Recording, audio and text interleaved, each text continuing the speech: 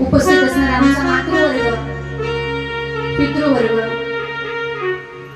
ज्ञानवृद्ध, तपोवृद्ध, वयोवृद्ध, ग्रामस्थ मंडळ, सप्ताह कमिटी, कथा कमिटी, सगळ्यांची जशी गोड उपस्थिती.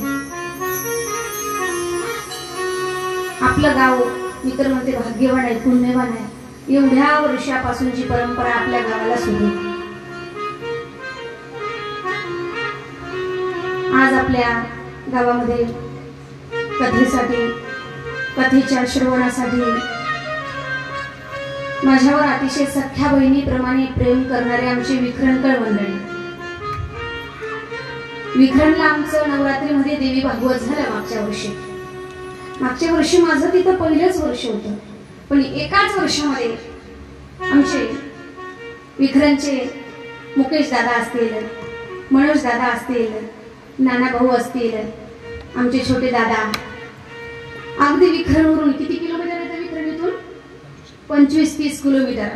आणि एवढ्या 25-30 किलोमीटर वरून आपल्या ताईची एक दिवस कथा श्रवणाला जायचं, लोणीला एक दिवस हजेरी द्यायची, म्हणून आमची विखरणची मंडळी विखरणवरून या ठिकाणी कार्यक्रमासाठी त्यांनी उपस्थिती दिली, कार्यक्रमाची शोभा वाढवली. एकदा माझ्या बांधवांकरता जोराने टाळ्या.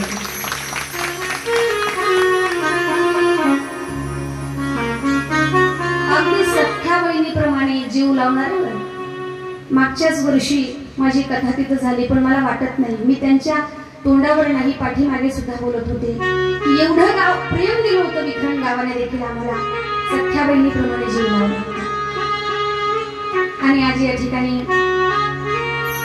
रक्षाबंधनचा सण आहे, ताईची भेट व्हावी आणि म्हणून या ठिकाणी त्यांनी उपस्थिती दिली. माझ्या बांधवांचे खूप खूप धन्यवाद करते.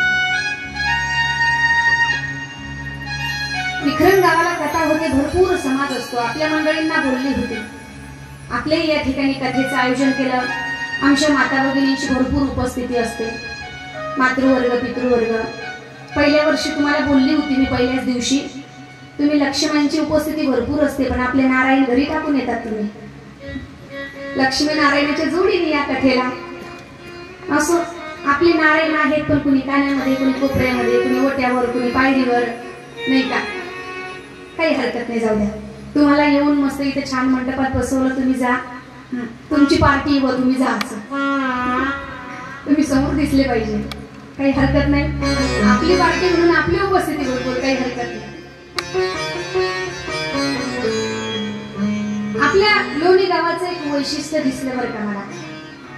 जशी आमच्या विखरणला भरपूर उपस्थिती असते, अबाल वृद्ध, तरुण बांधव, तरुण भगिनी जशी भरपूर उपस्थिती असते ना, तसंच आपल्या लोणी गावामध्ये सुद्धा आपल्या लोणी गावाचं एक वैशिष्ट्य आहे. माझे मानसपुत्र प्रवीण दादा बोलून गेला, म्हणजे ताई ह्या गावामध्ये जोही तरुण मुलगा मी पाहिला, त्या प्रत्येक मुलाच्या गळ्यामध्ये तुळशीची माळ आहे म्हटलं.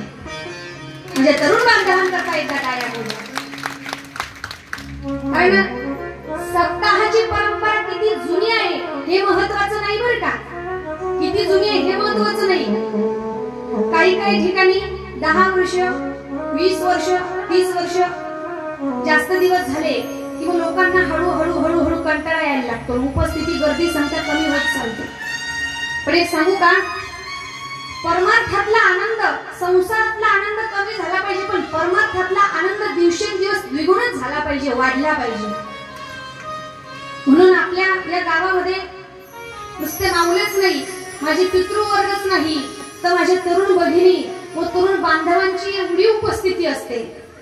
असू दे त्यांना नाही नसेल आवडत पुढे मंडपात येऊन बसायला, ओट्यावर का असे ना, कानेकोपऱ्यात का असे ना, पण भरपूर संख्येने ते उपस्थित राहतात.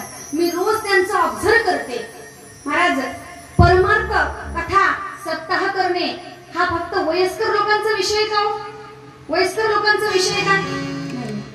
नाही. असे बरेच ठिकाणी लोकांचा समज आहे की परमार्थ करणं हा फक्त वयस्कर लोकांचा विषय, आणि वयस्कर लोक जेव्हा ते म्हातारे झाले आणि नवीन येणारी तरुण पिढी त्यांना परमार्थाचा गंध, परमार्थाची आवड, माळकरी झाली नाही, म्हणून सप्ताह बंद पडले काही गावांना. अशी सत्य घटना बऱ्याच ठिकाणी घडली आहे. पण आपल्या गावांनी गेल्या 29 वर्षापासून ही परंपरा जोपासली आहे.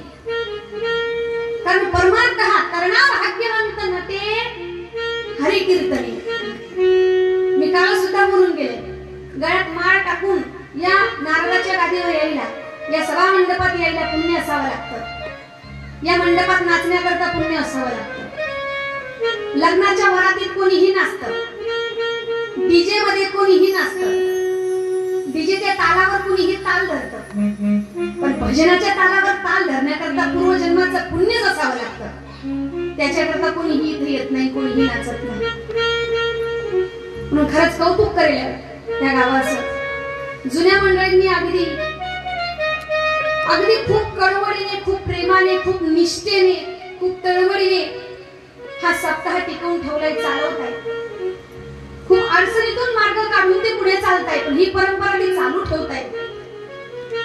म्हणून एकच विनंती, करणारे करतात, राबणारे राबतात.